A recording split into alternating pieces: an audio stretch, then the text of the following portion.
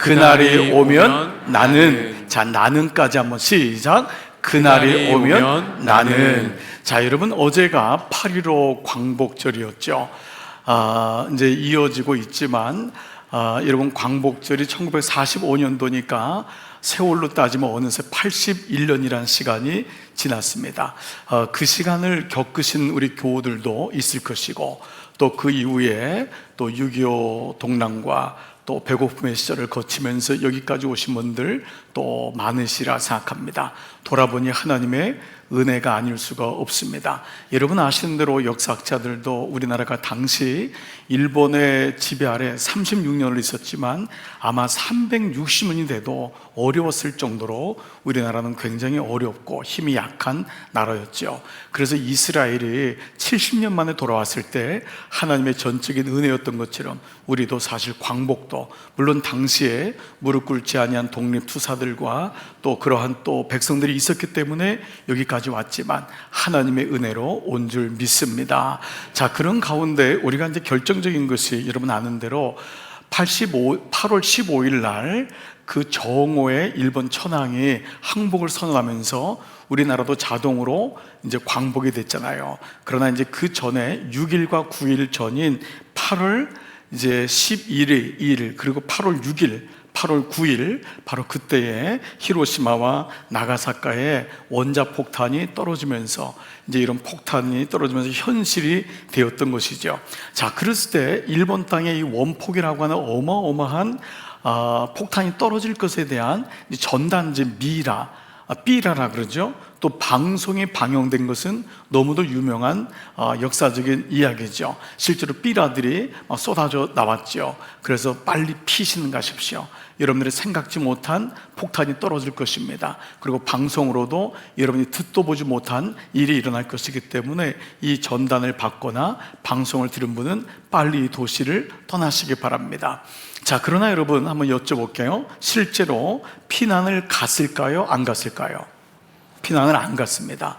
그래서 대부분 그렇게 많이 죽었습니다. 이유를 크게 두 가지로 하는데요. 먼저 일본 군부에서는 이것을 미군의 어떤 심리전이나 유언비어로 규정했기 때문에 피난을 가는 사람을 유언비어를 퍼뜨리는 반역자로 처단을 하기 시작했습니다. 그래서 짐을 싸도 갈 수가 없었다고 하죠. 두 번째로는 전쟁 불감증입니다. 당시 일본 주민들은 매일같이 쏟아지는 공습경보, 그리고 이 찌라시, 전단지 살포에 이미 묻어져 있었기 때문에 원폭이 떨어질 거라고는 생각 못했고, 폭탄이 떨어져도 그냥 몇십 명 죽는 것이지 몇천 명, 몇만 명이 죽는 폭탄이 과연 있을까 생각했기 때문에 그들은 피난 갈 생각을 하지 않았다는 것입니다. 자, 이사야서를 계속해서 묵상하고 있습니다. 오늘은 지난 주일에 이어서 육을 죽여야 영이 산다, 그 말씀에 이어서 그날이 오면이라고 하는 그날에 대한 말씀을 나누겠습니다. 이사야서에서 그날, 그때라고 하는 이 원어가 바욤 하후라고 하는 말인데요, 이 단어가 무려 44번 정도가 나옵니다. 그 다른 말로 하면 이사야를 도배하고 있는 말씀이 사실 그날이라는 단어예요. 그만큼 주님께서 우리에게 이사야를 말씀하지만 그날, 하나님의 카이로스, 그날이 온다. 그러나 이스라엘 백성들은 하나님의 이 경고를 듣지 않았습니다. 무슨 그날이 있어? 여러분, 이스라엘은 하나님을 예배하는 민족이에요. 우리와 똑같아요. 그렇지만 그 날이 있다고 생각하지 않았습니다. 무슨 사랑의 하나님이 심판을 하셔, 그리고 우리가 무슨 큰 죄를 졌어 라고 하는 이런 마음을 가지고 살았기 때문에 하나님의 심판에 대한 메시지가 들리지 않았던 것이죠. 존 오웬 옥스퍼드 대학교 학장이었던, 지난주에 말씀드렸던 죄 죽이기라고 하는 책에 보면은 어떤 사람이 죄에 대해서 민감하냐 하면 크로노스, 자기의 시간 안에 갖춘 사람은 절대 죄를 인정하지 않는데요. 그리고 하나님이 있다는 것을 부인한다는 것이죠. 그러나 카이로스, 하나님의 시간표를 인식하고 내 인생이 어느 날 마감할 때가 오는구나 라고 하는 것을 나이가 들어서 알든 나이가 들지 않아도 깨닫는, 영적으로 깨어있는 카이로스를 아는 사람은 그 날에 대한 생각이 다를 수밖에 없다는 것입니다. 크로노스는 자기 시간입니다. 나 80이야, 90이야, 나 오래 살았어. 여전히 자기 시간 안에 있는 거예요. 그러나 카이로스, 이거 크로노스라고 하죠. 카이로스는 하나님의 때가 온다라는 것입니다. 자, 이런 이해를 가지고 오늘 그날이 오면, 그리고 나는 이라는 제목으로 오늘 본문 말씀을 좀 묵상하고 싶습니다. 자, 여러분이 오늘 읽었지만은 오늘 본문에는 그 날에 대해서 두 가지 종류의 사람이 나옵니다. 이것은 그때도 그랬고 지금도 그러합니다. 첫 번째 어떤 사람이냐? 그날을 무시하는 자입니다. 이 사람은 죽으면 땡이지 뭐, 죽어봤어? 늘 그런 얘기를 합니다. 하나님을 믿으면서도 그날에 대한 두려움이나 그날에 대한 경각심이 오지 않습니다. 마치 천년 만년 살 것 같이 사는 사람들이 있습니다. 이 날을 무시한다는 건 뭐죠? 크로노스 안에 갇혀있는 사람입니다. 그날엔 관심이 없어요. 그분 앞에 섰을 때 내가 어떤 결산을 받을지는 관심이 없습니다. 그냥 이 땅에서 건강하고, 이 땅에서 자녀 잘 되고, 이 땅에서 돈 많이 벌고, 이 땅에서 먹고 잘 살면 돼 라고 생각합니다. 이 사람의 특징을 두 가지로 오늘 본문이 말하는데요, 첫 번째는 자기 영광에 취한 사람입니다. 다 같이 시작. 자기 영광에 취한 사람. 자, 1절을 한번 볼까요? 1절 시작.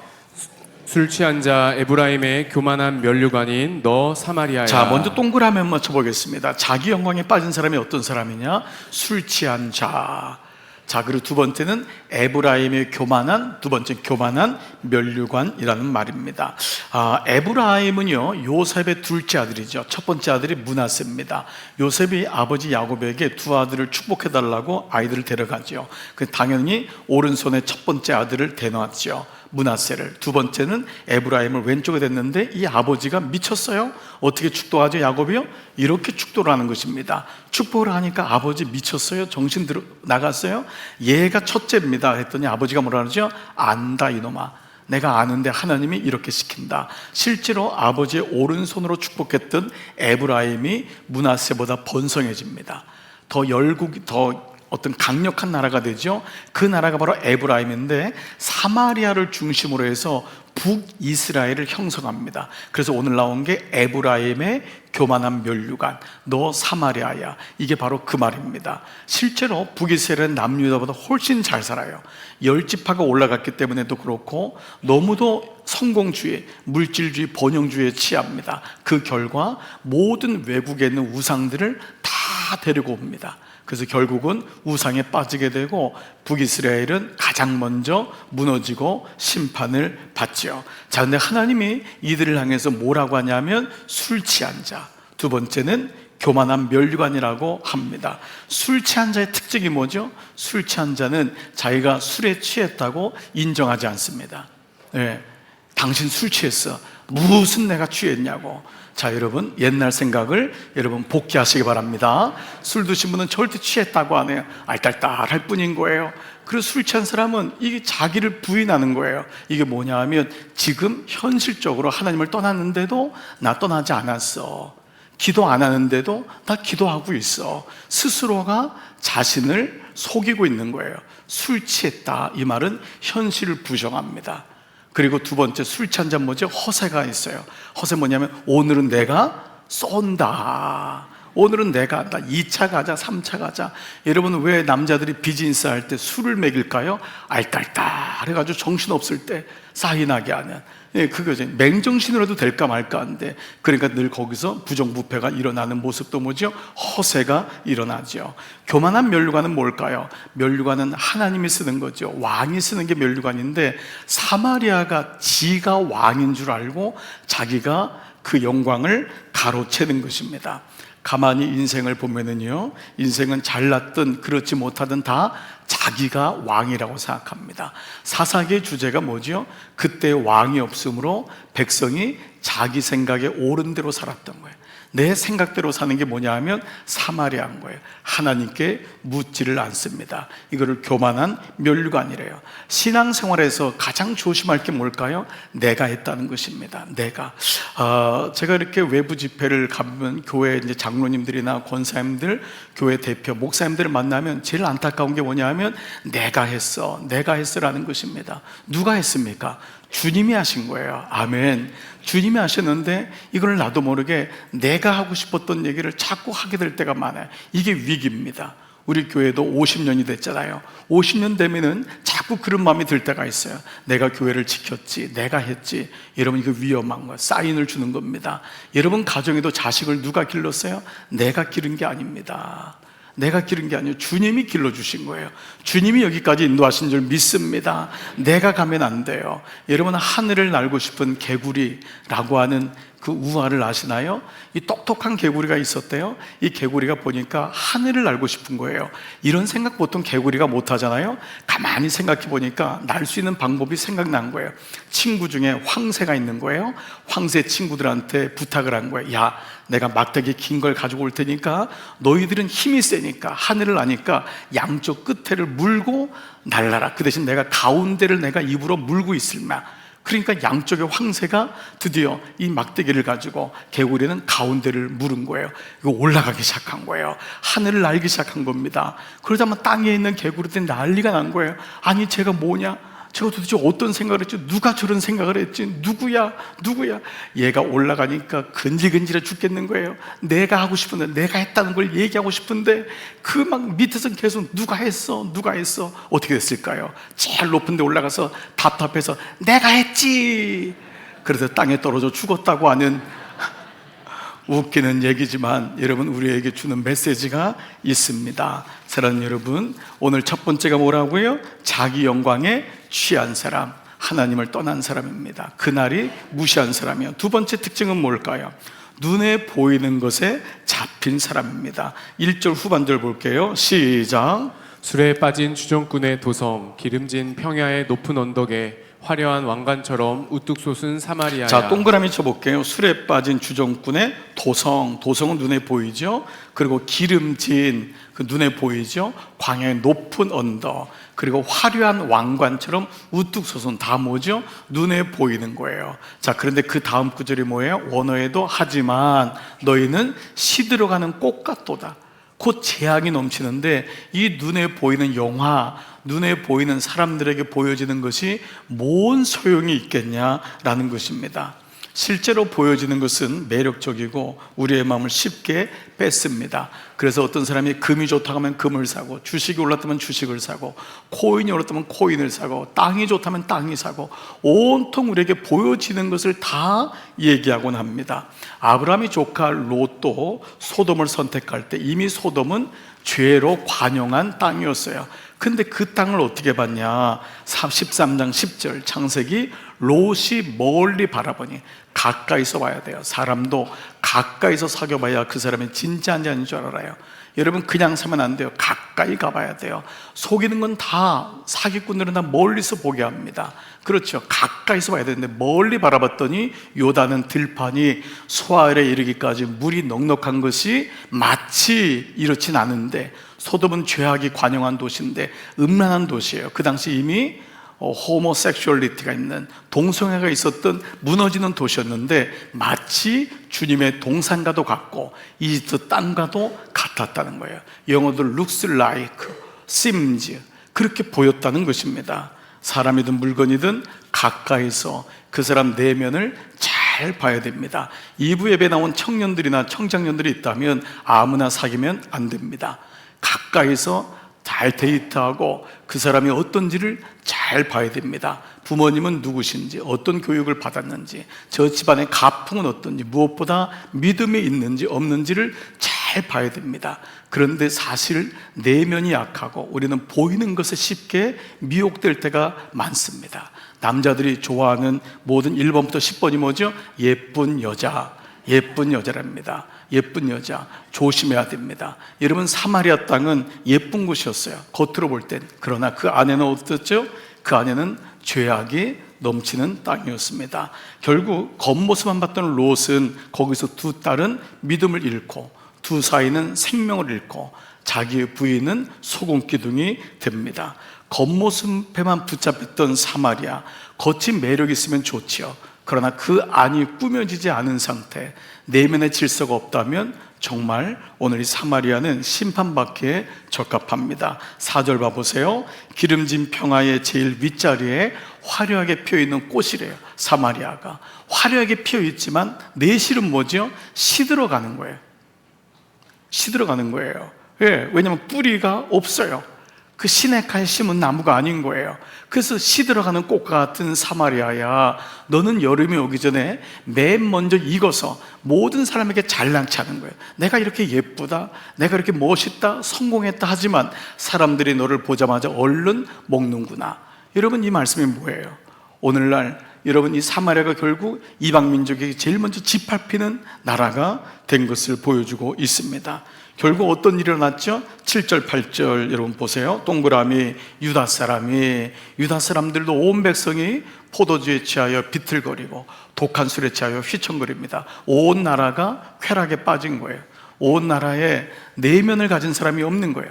하나님을 찾는 예배자가 없어요. 게다가 더 가슴 아픈 거, 제사장과 예언자. 이 사람은 나라의 리더들이고 백성들의 정신적인 지주예요. 근데 그들도 독한 술에 취하여 비틀거리고 포도주 항아리에 빠졌어요. 독한 술을 취하여 휘청거리니 동그라미 환상을 제대로, 비전이 없어요. 꿈이 없는 거예요. 그냥 이 땅이 좋은 거예요. 술 취하고 거기 머물러지고 또 판결을, 영적인 결정을 내리지 못합니다. 여러분, 왜 CEO들이 왜 월급을 많이 받습니까? 일을 많이 해서가 아닙니다. 결정을 해야 되기 때문에 그래요. 결정권 때문에 그래요. 영적 아비와 오미가 된다는 것은 일을 많이 하거나 돈을 많이 벌어오는 게 중요한 것이 아니라 자녀들의 중요한 일 가운데 결정을 도와줘야 되는 거예요. 그게 영적 아비요 오미인 것입니다. 마찬가지입니다. 술에 취하니까, 세상에 취하니까 두 가지가 사라져요. 거룩과 분별. 거룩과 분별이 사라지는 거예요. 이걸 가리켜서 거룩과 비전, 거룩과 분별의 상실이라고 얘기합니다.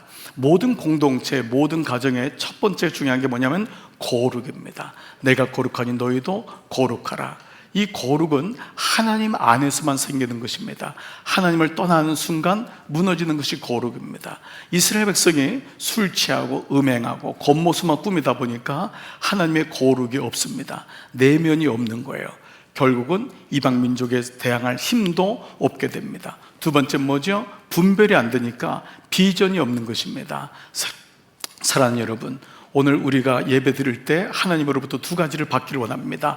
거룩과 분별, 거룩과 비전의 영이 여러분에게 임하기를 축복합니다. 이것이 오늘 망하는 사람, 두 번째 그날을 무시한 사람에게 두 번째는 특징이었음을 보게 되죠. 자, 이런 가운데 두 번째 유형은 뭐죠? 그날을 무시하는 자가 있는 반면 그날을 준비하는 자가 있다는 것입니다. 그날을 기다리고, 언젠가 그날이 오겠지. 내가 아무리 건강해도, 아무리 누려도 그날이 오겠지. 우리가 건강하다는 것도요, 기껏 생명을 5년, 10년 조금 더 살 뿐입니다. 여러분, 이게 분명한 팩트예요. 우리가 건강한다는 것은 영원히 산다는 게 아닙니다. 건강할 동안에 하나님께 영광을 돌리고 하나님의 뜻대로 살고 싶은 그 거룩한 마음이 우리 안에 생기기 때문에 건강을 요구하고 건강을 바라는 것이지, 그냥 오래 산다고 하면 5년을 더 빨리 살고 10년 조금 빨리 사는데 그것도 돌아보면은 그렇게 긴 인생이 아님을 보게 되지요. 그날은 하나님의 말씀을 무시하는 자에게는 심판의 때지만 그날을 기다리고 준비하는 자에게는 하나님을 만나고 정말 주님께 칭찬을 받고 약속이 이루어지는 영광의 날이 되는 줄 믿습니다. 주님 앞에 갔을 때 우리가 결산이 이루어지는 거예요. 그래서 앞으로부터 이사야서의 주제가 바뀌어요. 바로 남은 자라고 하는 주제입니다. 남은 자는 렘넌트, 또 렘넌트. 이 남은 자 뭐냐면 끝까지 주님을 기다리고 그날을 준비한 자. 그래서 구루터기 가다 배워도 끝나지 않았다. 그래서 메시아가 오심을 말씀하는 게 이사야입니다. 사람들은 다 끝났다고 생각하는데 남아있는 바알에게 무릎 꿇지 아니한 7,000명에 의해서 결국 하나님을 떠나지 않은 그들에 의해서 구원의 계보가 흘러내려가는 여러분이 남은 자 되기를 축복합니다. 공동체의 가정에 남은 자를 통하여 그 구원의 역사가 일어나는 거예요. 자, 그런데 이 남은 자, 하나님의 날을 기다리며 준비하는 사람, 이 사람도 두 가지 특징이 있습니다. 첫 번째는 하나님을 자기 면류관으로 삼는 사람입니다. 아까 우리 에브라임은 어땠죠? 자기를 면류관으로 삼았어요. 자기가 면류관인 줄 알았어요. 내가 면류관인 줄 알았던 거예요. 그러나 하나님의 그날을 준비하고 사모하는 사람은 하나님이 나의 면류관이다, 주님이 나의 주인이다, 그 말씀을 하고 있어요. 5절 한번 볼게요. 그날이 오면 시작. 그날이 오면 만군의 주님께서 친히 주님의 남은 백성에게 아름다운 면류관이 되시며 영화로운 왕관이 되실 것이다. 보십시오. 그날이 오면 어김없이 28장에도 한 번 등장하죠. 그날이 오면은 주님께서 그들의 남은 백성들, 견뎌내고 믿음을 지킨 그 백성들에게 주님이 면류관이 되으신대요. 주님이. 여러분, 내가 주님 앞에 갔을 때 자랑할 게 뭐가 있겠어요? 해봤자 10점인데 몇 점이 만점이라고요? 만점. 만점이 그래야지 천국문 열린다 그랬어요. 근데 내가 기껏 공로를 해봤자 10점이에요. 내가 이렇게 봉사했는데 10점. 아니, 내가 목사인데요 10점. 내가 전도했는데요 10점. 이건 웃지 않는 분은 말씀을 안 들은 분인가? 아니면은 기억력이 지금 똑바로 잊어버리신 분이에요. 몇 점이 만점이라고요? 만점. 만점에 가까우려면 아무것도 없는 거예요. 그래서 주님, 나를 불쌍히 여겨주세요. 그때 천국문이 열리는 것처럼 여러분, 남은 자, 하나님을 사모하는 자, 그날을 기다리는 자는 주님이 나의 면류관이 되신 줄 주님을 믿습니다. 그래서 뭐예요? 주님이 하셨습니다. 제가 한 게 아무것도 아니에요. 난 내가 한 줄을 속고 살았어요. 아닌데 이제 돌아봤더니 주님이 하셨습니다. 신앙의 본질은 내가 아니라 그분인 줄 믿습니다. 그날을 준비하는 자의 두 번째 특징은요, 하나님이 주시는 힘으로 사는 사람이에요. 하나님이 주시는 힘으로. 우리는 봉헌 때마다 내 힘으로 살지 않게 하심을 감사합니다. 내 재주와 능력으로 사는 것이 아님을 깨닫게 하심을 감사합니다. 이게 얼마나 정말 귀한 고백인지 몰라요. 6절 보세요. 주님께서는 재판장이 된 사람들에게 하나님이 당신의 영을 주신다는 거예요. 하나님의 영, 공평의 영, 그분의 뜻대로 그 재판관이 되신 그분이 공평의 영을 주시고, 용사들에게는 성읍문으로 쳐들어오는 적들, 우리를 무너뜨리려고 하는 세상의 것, 마귀의 유혹들, 이런 것들로부터 적을 막을 수 있는 용기를 주신다는 거예요. 여러분, 이걸 가르쳐서 뭐라 그러죠? 믿음의 힘이라고 하잖아요. 주님이 나에게 귀한 은사를 주셨어요. 선물을 주셨어요. 믿음인 줄 믿습니다. 믿음이 귀하네. 믿음이 귀하네. 내 능력이 귀한 게 아니에요. 머리가 아무리 좋고 나빠도 기껏 별 차이가 없어요. 아무리 예쁘고 잘생기고 해도 그것도 별 차이가 없어요. 예쁜 사람도 거울을 봐도 누가 제일 예쁘냐 날마다 후회하고요. 덜 예쁜 것 같아요. 여러분, 크게 차이가 없습니다. 기껏 커봤자 키도 180이고 기껏 커봤자 작아도 뭐 다 그렇잖아요. 그 키 큰 거 좋아할 것도 없어요. 위에서 보면 다 비슷비슷하고 똑같은 거예요. 아멘 안 할 줄 알았어요. 믿음의 힘이 얼마나 소중한지 몰라요. 주님, 이 땅을 살아가는 데는 키도 필요 없고, 아멘, 예쁨도 잘남도 물질도 IQ도 아니라 믿음인 줄 믿습니다. 믿음의 은사, 선물처럼 귀한 게 없어요. 믿음이 와야지 어려운 문제를 풀어내는 거예요. 믿음이 와야지 환경으로 어렵거나 우겨싸임을 당해도 이겨나가 뚫고 갈 수 있는 은혜가 있을 줄 믿습니다. 이 믿음장을 가르쳐 히브리서 11장, 거기 16명의 아벨부터 해가지고 계속 사무엘까지 믿음으로 그들이 자기 힘으로가 아니에요. 믿음으로 아브라함은, 믿음으로 모세는, 믿음으로 누구는 이거를 16번이나 반복했던 건 뭐냐 하면, 믿음이 얼마나 소중한지, 자기 힘이 아닌 하나님의 힘으로 사는 사람이 누구냐 하면 그 날을 기다리고 준비하는 사람이라는 것입니다. 히브리서 11장 1절, 믿음은 뭐라 그랬어요? 바라는 거라 그랬어요. 믿음은 자기를 보는 게 아니야. 믿음은 나에게 믿음을 주신 바라는 것을 확증하는 거예요. 확신한단 말이에요. 주여, 내게 믿음 주심을 감사합니다. 아멘. 그분이 내게 믿음을 주신 거예요. 바라보는 거, look forward. 나를 보는 게 아니에요. 세상 보는 게 아니에요. 여러분, 나는 대단한 것 같아도 보면 볼수록 실망인 게 나은 거예요. 그때부터 눈을 들어서 주님을 보시기를 축복합니다. 믿음은 뭐예요? 보이지 않아요. 그러나 이미 많은 것들로 증거를 삼으신 거예요.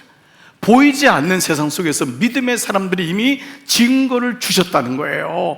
그래서 여러분, 믿음장에서요, 특별히 노아에 대한 말씀이 있어요. 11장 11절에 믿음으로 노아는, 보세요, 모든 사람이 다 똑같이 등장해요. 노아도 믿음으로 하나님께서 아직 보이지 않는 일들에 대해서 뭘 줬죠? 경고를 주신 거예요.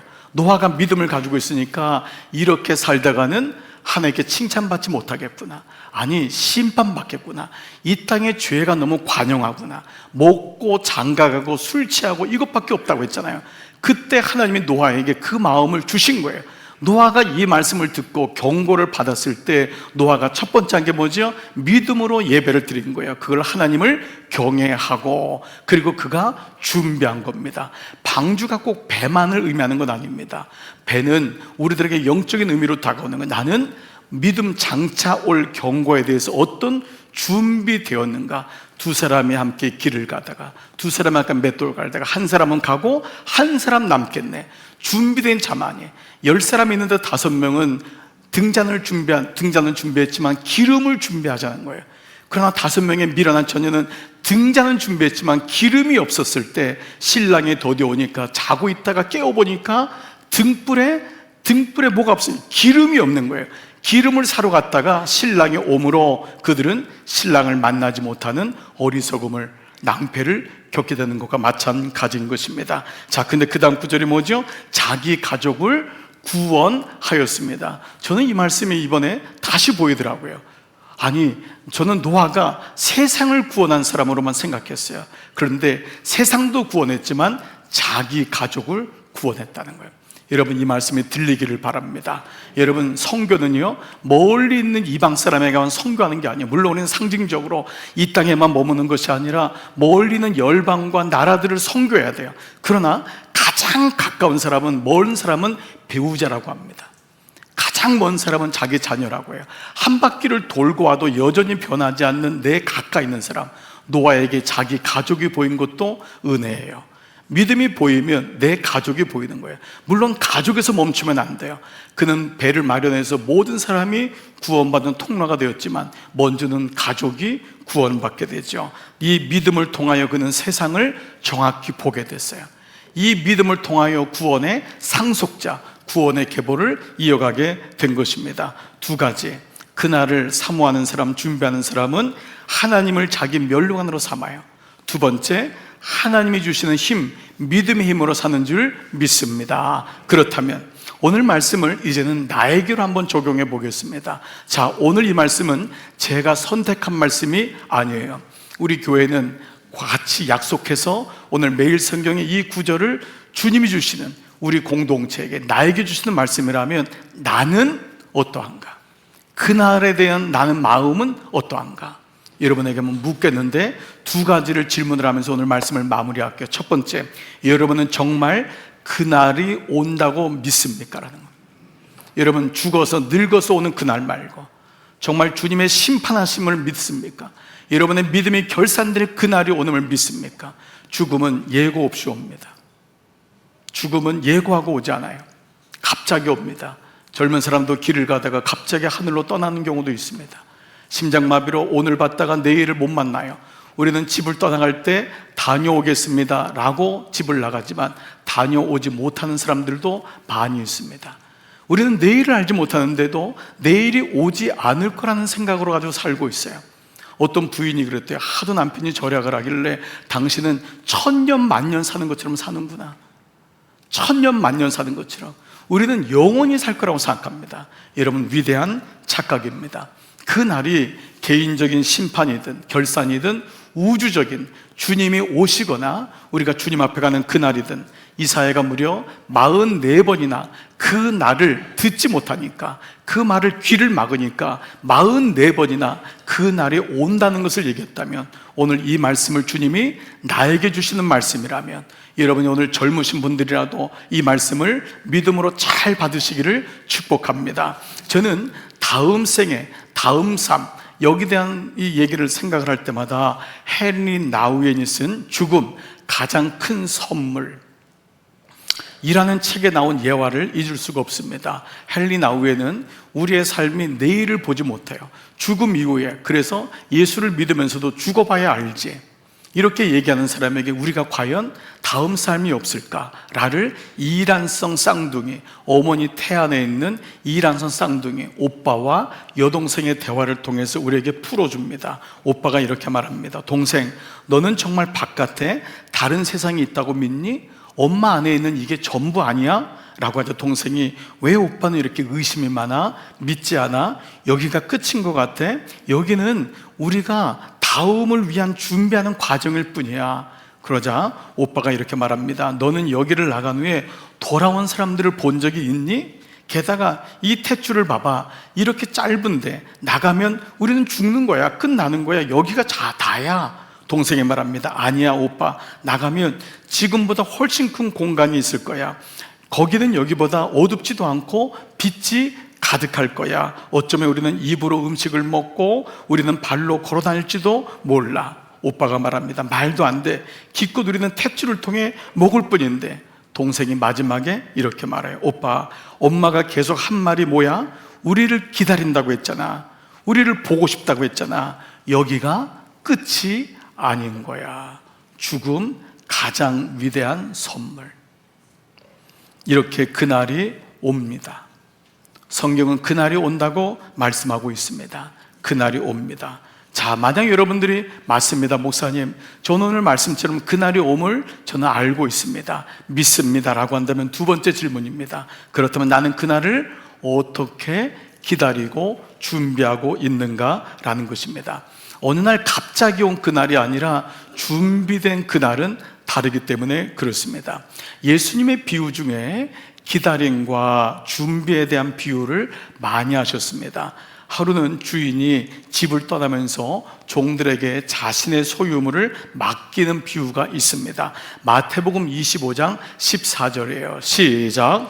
또 어떤 사람이 타국에 갈 때 그 종들을 불러 자기 소유를 맡긴 것 같으니, 한 사람에게는 금 5달란트를, 한 사람에게는 금 2달란트를, 한 사람에게 금 1달란트를 맡겼습니다. 자, 그리고 어떻게 했죠? 마침내 그날이 되었어요. 그날이 오지 않을 줄 알았는데 종들에게 그날이 왔습니다. 멀리 갔던 주인이 돌아와서 결산을 하게 되었습니다. 여러분 아시는 대로 5달란트와 2달란트 받은 자는 주인의 생각을 잘 읽었어요. 그리고 그 뜻에 순종했어요. 받은 것을 가지고 장사하여서 이윤을 남겼습니다. 그러자 주인이 결산할 때 이 두 종에게 똑같은 말을 했어요. 5달란트든 2달란트든 비교하지 않고 똑같이 얘기했는데 21절 23절 이렇게 말합니다. 그 주인이 이르되 잘하였도다 착하고 충성된 종아. 주인이 오는 것을 알고 기다렸던 자에게는 착하고 충성된 종아, 너가 적은 일에 충성하였음에 이 5달란트 2달란트는 적지 않아요. 지금으로 말하면 몇백억입니다. 몇백억의 소유를 받았는데도 이것이 작다고 했어요. 적은 일에 충성하였으면 이제 내가 너에게 네가 경험하지 못한 많은 것을 너에게 맡길 텐데 내 주인의 즐거움에 참여할 거다. 지금 경험하지 못했던, 손에 있었던 5달란트, 2달란트 정도가 아니라 엄청난 즐거움에 참여하는 너가 축복을 받을 것이다 라고 합니다. 자, 그런데 1달란트 받은 자는 주인의 생각을 읽지 못한 채 땅에 묻어뒀습니다. 그리고 가져왔어요. 이때 뭐라고 하죠? 26절, 악하고 게으른 종아. 악하고 게으른 종아, 네가 나가서 슬피 울며 이를 갈미 있으리라. 그것은 뭐냐면 주인의 즐거움 잔치에 들어가지 못한다, 뱅킷에서부터 거절당한다 라는 말씀입니다. 말씀을 마무리해 볼게요. 사랑하는 여러분, 놀랍게도 이 비유는요, 주인이 올 그날을 기다리고 준비한 종에게 꼭 우선돼야 되는 한 가지를 우리에게 말씀하고 있어요. 뭐냐면 바로 주인의 생각이에요. 자, 본문에는 주인이 종들에게 장사라고 한 구절이 나오지 않는다는 것입니다. 즉 종들은 자발적으로 주인의 생각을 읽어야 했다는 거예요. 이게 인생입니다. 인생은 거저 주어진 것이 아니라 나를 보내신 분의 뜻을 읽어 나가는 것입니다. 국어를 잘하는 사람은 지문을 잘 읽습니다. 지문을 통해서 무엇을 얘기하는지를 알게 됩니다. 바로 인생이 마찬가지입니다. 주인의 생각, 이것이 중요합니다. 내 생각대로 땅에 묻어두는 것이 아니라 주인의 생각을 잘 읽어내야 됩니다. 효자는 늘 말씀드리죠, 부모의 생각을 읽는 사람입니다. 여러분, 지혜로운 사람은 상대방의 마음을 잘 읽는 사람입니다. 믿음도 무엇일까요? 믿음은 하나님의 생각, 주인의 생각을 잘 읽어내야 됩니다. 주님이 나에게 원하시는 삶이 뭘까? 주인이 내게 건강을 주신 이유가 뭘까? 내게 재능을 주신 이유가 뭘까? 내게 가정을 주신 이유가 뭘까? 내게 물질을 준 이유가 뭘까? 이거를 잘 읽어야 됩니다. 그래서 주님의 생각을 잘 읽는 걸 가리켜서 성경은 깨어있다라고 합니다. 깨어있는 자는 충성된 자입니다. 깨어있는 자는 잘한 자입니다. 깨어서 주인의 생각이 뭔지를 부단히 읽어서 그 결과가 만들어진 나라를 가리켜서 무엇이라고 하냐면 주인의 나라라고 합니다. 오늘 마태복음 25장에 하나님의 그날을 사모하고 기다리는 사람은 두 가지가 필요합니다. 하나는 주인의 생각, 두 번째는 그로 인해서 주인의 나라, 하나님 나라가 이루어지는 것입니다. 이거를 반대로 말하면 하나님은 알지만 내 생각 속에 막혀 있거나 나만 바라보는 사람은 내 생각 그리고 내 나라, 악하고 게으른 종아라고 결론이 됩니다. 유진 피터슨이 쓴 다윗 현실에 뿌리 박은 영성이라는 책이 있습니다. 정말 잘 쓴 책입니다. 다윗의 인생을 보니까 저자는 이렇게 말합니다. 우리는 다윗에 대한 말씀을 보면서 놀라게 된다. 다윗처럼 위악적이고 다윗처럼 너무도 인간적이고 다윗처럼 아슬아슬하고 다윗처럼 약하고 다윗처럼 악한 사람이 어디 있을까? 돌아서면 거짓말하고 돌아서면 분노하고 돌아서면 싸우고 돌아서면 또 후회하고 돌아서면 울고 돌아서면 가슴을 치는 다윗, 가정적으로도 다 무너진 남편과 실패한 아버지, 다윗처럼 현실적인 사람이 어디 있을까? 그는 이 땅에서 치열하게 우리와 같은 인생을 산 거예요. 그래서 사실 우리가 다윗을 좋아하는 이유도 바로 그 같은 이유일 거예요. 그런데 이런 다윗의 인생을 나눈 분기점은 뭐였냐면 그가 하나님의 생각을 묻고 알기 시작한 때부터였다는 거예요. 다윗이 언제 철들었냐? 하나님께 묻기 시작한 때예요. 하나님, 나 어떻게 하면 좋아요? 나 어떻게 하면 주님을 알기를 원해요? 그가 언제 인생의 분기점이 왔냐? 열심히 산 것만이 아니에요. 열심히 살았지만은 하나님 생각을 못 읽을 수 있어요. 그가 하나님께 묻기 시작한 거예요. 올라갈까요? 내려갈까요? 멈출까요? 그는 끊임없이 하나님께 묻습니다. 그리고 비로소 하나님의 때를, 하나님을 알기 시작한 거예요. 여러분, 이걸 가리켜서 신앙생활이라고 합니다. 신앙생활은 교회에서 어떤 프레임을 만들어 놓고 여러분에게 이것 하십시오, 저거 하십시오, 주일은 이렇게 하십시오, 이거는 결과적인 거예요. 그 과정은 뭐냐 하면 신앙생활을 통해 주님께 묻는 연습, 주님의 마음을 아는 것이 무엇보다 중요하기 때문입니다. 로마서 12장 2절 공동번역인데요, 여러분은 이 세상을 본받지 말고 마음을 새롭게 하여 새 사람이 되십시오. 근데 새 사람, 그러기 위하여, 이리하여 새 사람이 뭐냐? 무엇이 하나님의 뜻인지, 무엇이 선하고 무엇이 그분의 마음에 들리며 무엇이 완전한 것인지를 분간하도록 하십시오. 영어에도 consider 라는 말이 있고 어느 순간 think 해보십시오. 생각해 보십시오. 원죄는 선악과를 먹은 것이 원죄가 아니고 그건 결과라고 했어요. 생각의 게으름이라고 말씀을 드렸습니다. 주인의 생각이 뭔지를 늘 깨어서 있는 사람, 이 사람은 그날이 와도 그날이 당황스럽지 않을 거예요. 주님, 저를 부르시는 날이군요. 감사했습니다. 이것이 깨어있는 자입니다. 그냥 살다가, 건강하게 살다가 그냥 가는 인생, 그것만으로 족하지 않습니다. 주님의 마음을, 생각을 읽고, 그리고 주님의 나라가 이루어져서 주님이 부르시는 그날, 주님이 오시는 그날, 주님 감사했습니다. 오늘 이것이 이사야를 통해서 우리에게 주시는 말씀이라면 오늘 여러분의 삶에 그날이 오면 나는, 오늘 그날에 정말 사모함으로 그날을 기다리고 우리 모두 천국에서 만날 때까지 오늘 이 말씀처럼 여러분 사모하고 준비하는 여러분 다 되시기를 주의 이름으로 축복합니다. 아멘. 이런 말씀과 노트 다 드시고요, 자리에서 한번 다 일어나 보시겠습니다.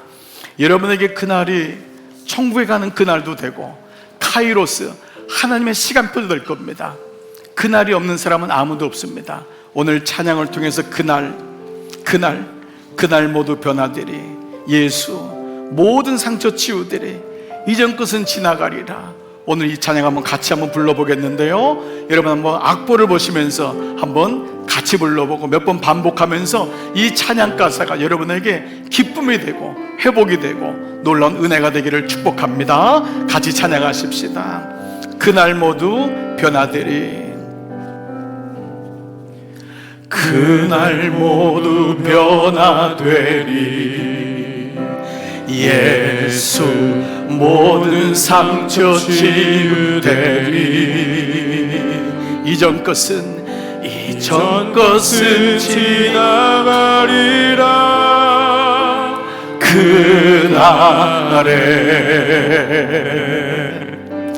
그날 모두 알게 되리, 예수 모든 답을 얻게 되리,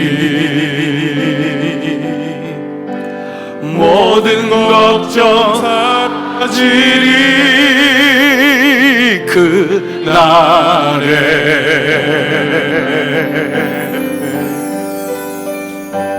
그날에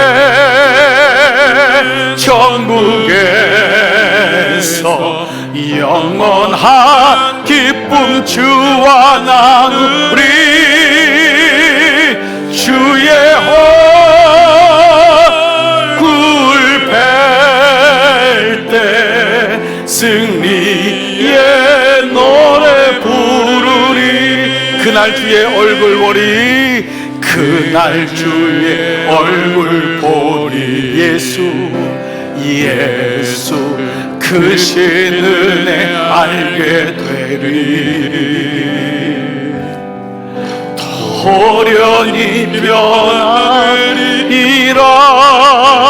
그날은 되리, 예수 모든 고통 끝나리라. 영광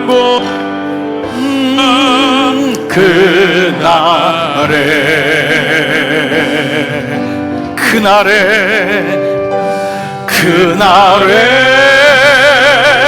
천국에서 영원한 기쁨 주와 나누리, 주의 얼굴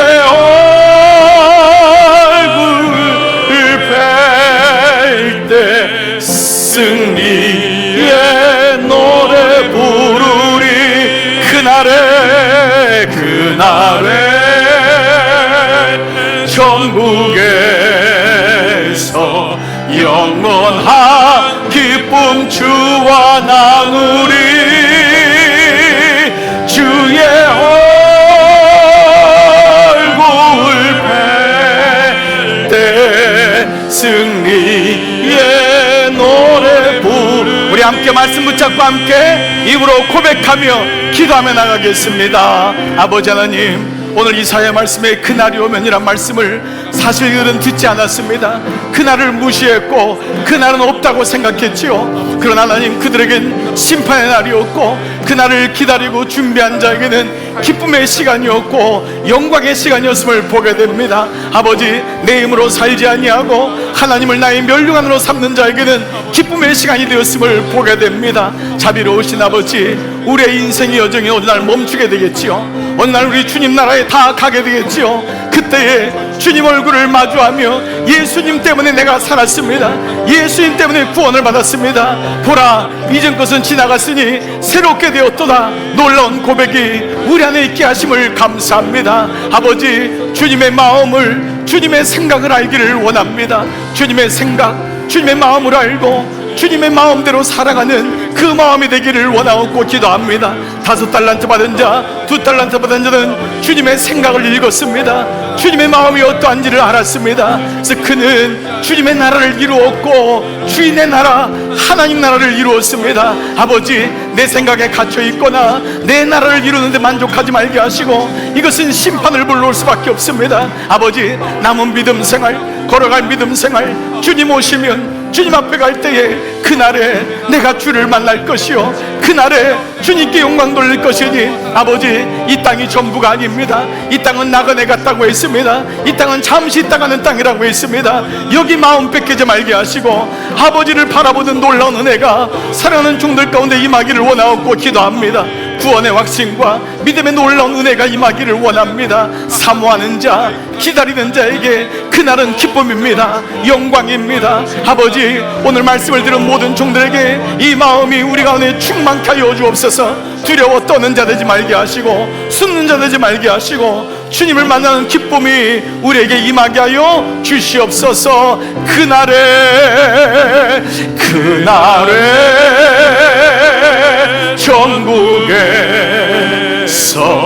영원한 기쁨 주와 나누리. 주의 얼굴 뵐 때 승리의 노래 부르리. 마지막으로 한 번만. 그날에 천국에서 영원한 기쁨 주와 나누리. 주의 얼굴 뵐 때 승리의 노래 부르리. 살아계신 아버지, 이사야에서 44번이나 그날이 온다고 얘기했지만 그들은 귀를 막고 듣지 않았습니다. 무슨 그날이 오냐고, 여기가 다 전부지. 그런데 그날을 무시했던 자에게는 결국 슬피 울며 일을 가는 하나님 아픔의 시간이었지만은, 그날이 더디올지라도 사모하고 준비하고 기다렸던 자에게는 하나님의 영광이 임하고, 잘하였도다 충성되고 착한 종이라고 나의 즐거움에 동참하라는 놀라운 말씀을 받았습니다. 자비로우신 아버지, 이 땅에 살면서 내 열심만으로 되지 않음을 고백하고 내 열심 가운데 살지 않도록 주님의 생각을 잘 읽고 주님의 마음이 어떠하신지를 아는 영적인 민감성 가지고 끝까지 승리하여 나의 나라가 아닌 주인의 나라, 주님의 나라, 하나님 나라가 이루어지는 놀라운 평강과 안식이 우리 삶에 임하게 하여 주시옵소서. 그리하여 주님 오라고 할 때 감사했습니다. 주님, 내 잔이 넘치나이다.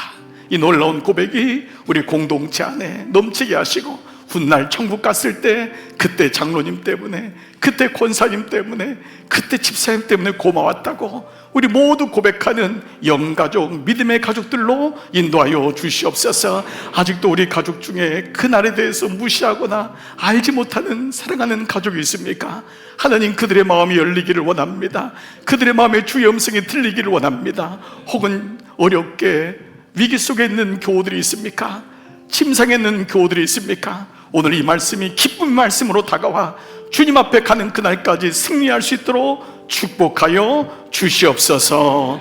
이제는 성부와 성자와 성령의 은총이 그날을 사모하고 준비하는 모든 권속들 머리 위에 이제로부터 영원토록 함께 하시기를 간절히 축원하옵나이다. 아멘. 할렐루야.